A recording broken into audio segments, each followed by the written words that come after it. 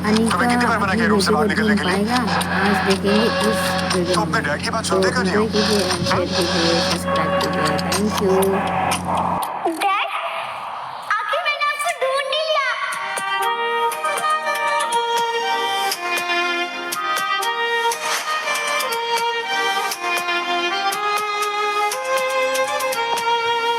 Dad मिल गई, dad मिल गई, dad मिल गई।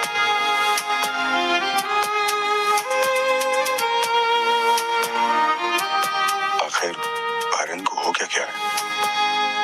इससे पहले तो इसने कभी ऐसा बिहेव नहीं किया था। डैड मिल गई, डैड मिल गई, ये डैड मिल गई।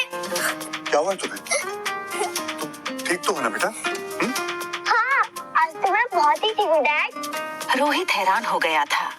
हमेशा चुपचाप रहने वाले आर्यन को आज हो क्या गया था? इस बच्चे में चेहरे के सिवा कोई गुण नहीं था जो आर्यन से मेल खाता हो। रोहित फिलहाल ऐसा कुछ नहीं करना चाहता था जिससे आर्यन पर कोई स्ट्रेस हो। बेटा रूम में चले? तुम्हारे खाने का टाइम हो गया ना? तुम्हें भूख भी लगी होगी? हाँ, भूख तो मुझे बहुत लगी है। आज तो मुझे पिज्जा खाना है डैड। आज तक कभी आर्यन ने सामने से कोई चीज की डिमांड नहीं की थी, फिर आज अचानक पिज्जा की डिमांड। रोहित आर्यन को ऐसी कंडीशन में उसे किसी चीज के लिए मना करके उसकी मानसिक स्थिति और बिगाड़ना नहीं चाहता था। हाँ शेफ, हमारे होटल का बेस्ट पिज्जा रेडी करो। या हम लोग नीचे आ रहे हैं। सारे रास्ते टैक्सी में अनिका खिड़की के बाहर देखते हुए ये सोच रही थी कि आखिर उसके पापा किस जन्म का बदला ले रहे थे उससे। क्यों उन्होंने अनिका से उसका बेटा छीना? कहाँ होगा उसका बेटा?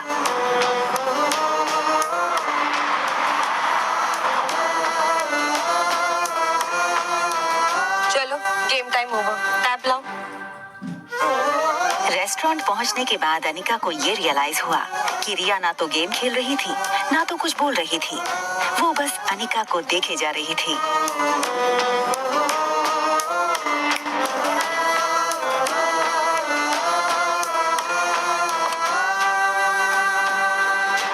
चलो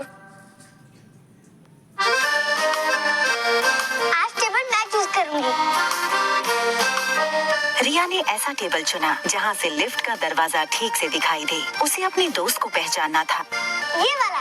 जो ब्लैक जीन्स और ब्लैक टी शर्ट पहने लिफ्ट से निकलेगा। नहीं, आप यहाँ मत बैठिए, वहाँ बैठिए। आर्यन का ऐसा बर्ताव रोहित ने पहले कभी नहीं देखा था।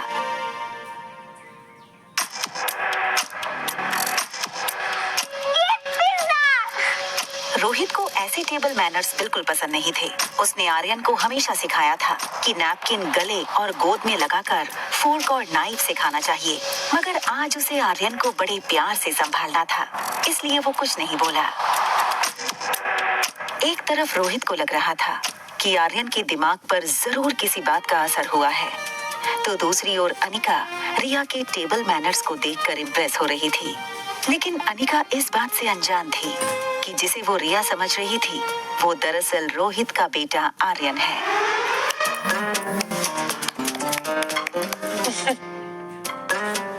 अचानक अनिका की नजर रिया की आंखों पर पड़ी। आर्यन की आंखें हमेशा थकी हुई और कमजोर लगती थीं, इसलिए अनिका ने अपनी पर्स से एक आईना निकाला और आर्यन को दिखाकर बोली, ये तुम्हारी आंखों को क्या हो गया है? ये देखो, ये सारा दिन ना गेम खेल खेल के ही होता है। Why don't you listen to your mom? Mom, I will listen to you. हमेशा बिंदास रहने वाली रिया को इतना शांत देखकर अनिका को उसकी चिंता हुई। अनिका उसके जवाब से संतुष्ट नहीं थी। उसे पता था कोई तो बात है जो हमेशा मस्ती में रहने वाली रिया आज इतनी शांत थी। Is everything all right? अगर सब कुछ ठीक है तो फिर ये आंखें इतनी थकी थकी सी क्यों है? इतनी छोटी सी हो गई हैं। और आज इतनी चुप से क्यों हो? I am fine. In fact, आज मैं बहुत खुश हूँ mom. Can I call you mom?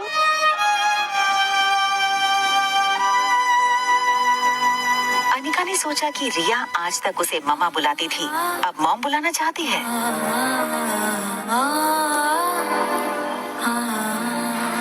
तुम मम्मा बोलो या मॉम बोलो, हूँ तो मैं तुम्हारी माँ। सचमुच? I love you, Mom.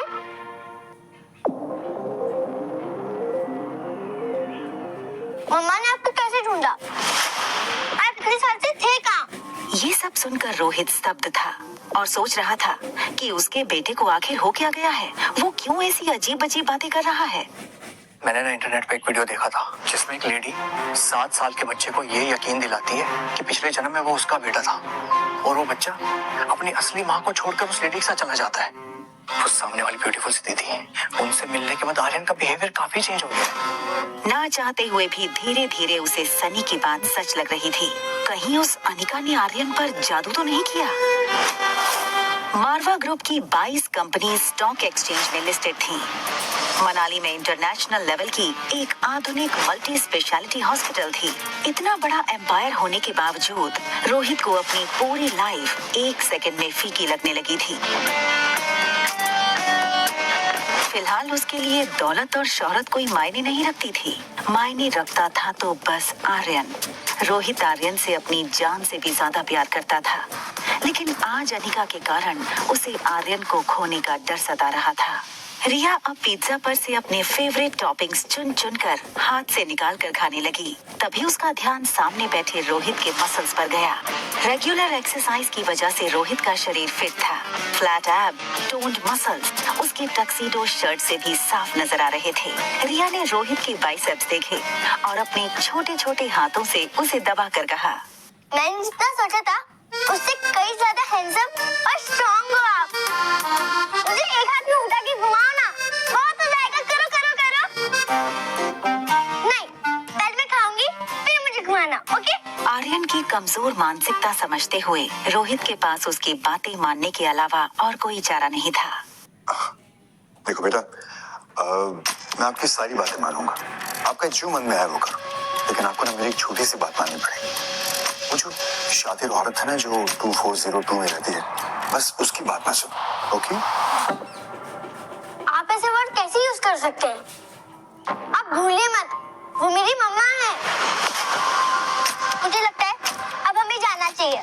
लगता नहीं, अब मेरा फ्रेंड आएगा। और हाँ, तब तक मैं आपसे बात नहीं करूंगी जब तक आप मेरी मम्मा को सॉरी नहीं बोलोगे। बेटा, बेटा मेरी बात सुनो, बेटा।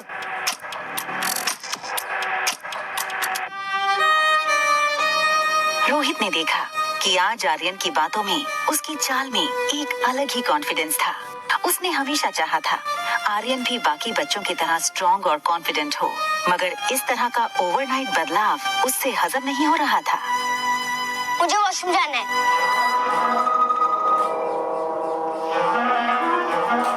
वेट, आप अंदर नहीं आ सकते। आप जानते हैं ना?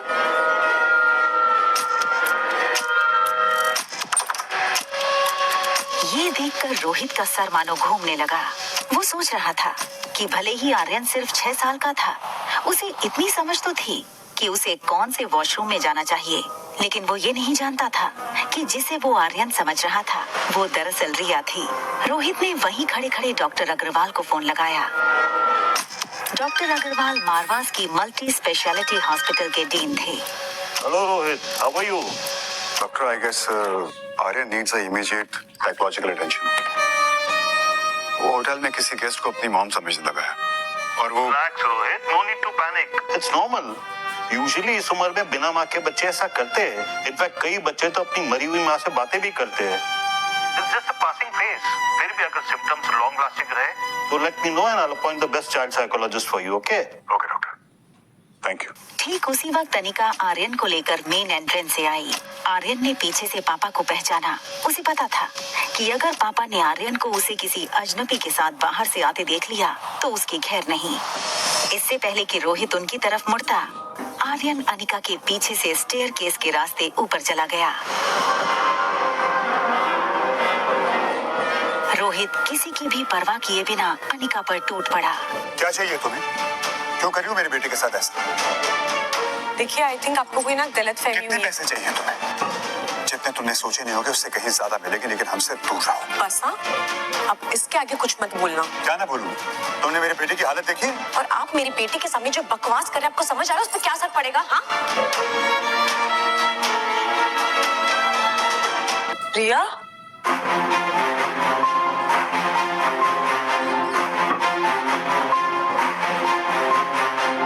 आपने अभी मेरी बेटी को देखा जो अभी मेरे साथ आई थी, वो ब्लैक कलर का?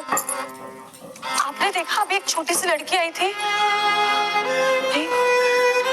कि मेरे साथ साथ में छोटी सी, वो कहाँ चली गई? आपने? रोहित समझ नहीं पा रहा था कि ये सब अनिका का दिखावा था या सचमुच उसकी बच्ची खोई थी। बेहद घबराई अनिका बार बार फोन लगाने लगी। वहाँ आर्यन टॉप फ्लोर पर अपने कमरे का दरवाजा नॉक करने लगा। कुछ देर बाद जब सनी ने दरवाजा खोला तो आर्यन को बाहर देखकर वो यकीन नहीं कर पाया। उसे डर था कहीं रोहित ने आर्यन को कमरे के बाहर देख लिया तो आर्यन के साथ साथ उसके भी खैर नहीं। अरे तुम बाहर कब गए? मुस्कुराना बंद करो, बताओ मुझे तुम बाहर कब गए? अगर भैया ने तुम्हें देख लिया होगा ना, तुम्हारे साथ जो होगा सो होगा। मैं अपने फोन से हाथ धो बैठूंगा। और अगर मेरा फोन मुझसे छिन गया ना तो तुम्हें मैं नहीं छोड़ूंगा।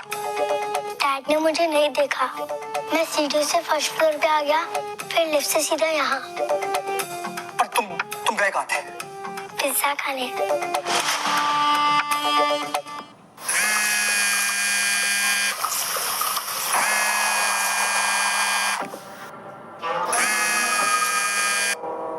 हाँ हेलो मम्मा, मम्मा मैं वॉशरूम में हूँ। रिया की इतनी बात सुनकर अनिका की जान में जान आई। रिया,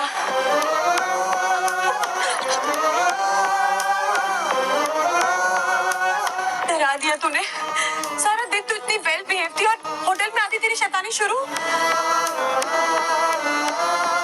पिज्जा बहुत टेस्टी था मम्मा।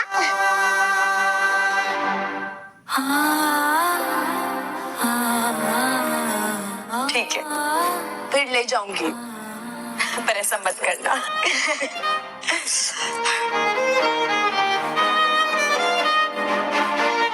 वॉशरूम के सामने एक सर्विस लिफ्ट थी।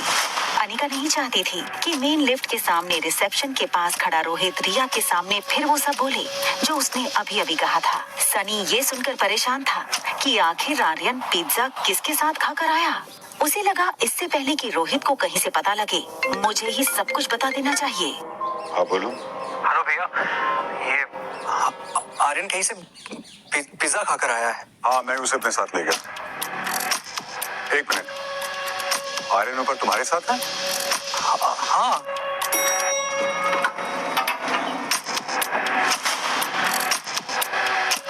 ठीक है मैं ऊपर आता हूँ। ओके। इससे पहले कि आर्यन अनिका को पूरी तरह से अपनी मां मान बैठे, मुझे कुछ करना होगा।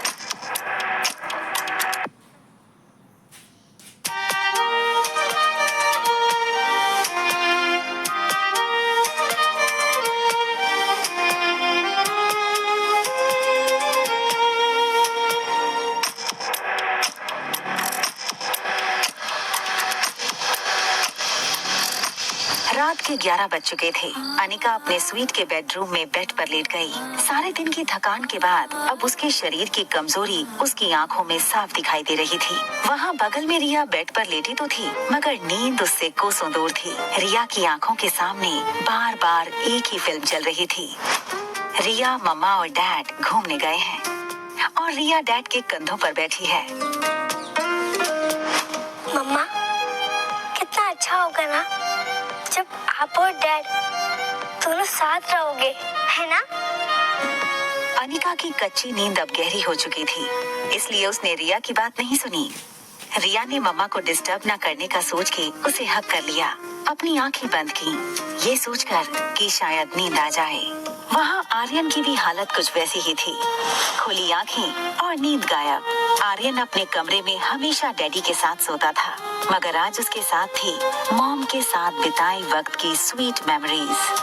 दोनों बच्चों की आंखों से नींद अनिका गायब अपने थी, दूसरे लेकिन दोनों बच्चे के को पास अब एक उम्मीद थी। बोल पाएगी ये नहीं पाएगी, उम्मीद इस कि कहानी में बहुत हम जल्द हम देखेंगे। ममा एंड Thank डैडी के you so बीच much. सोएंगे।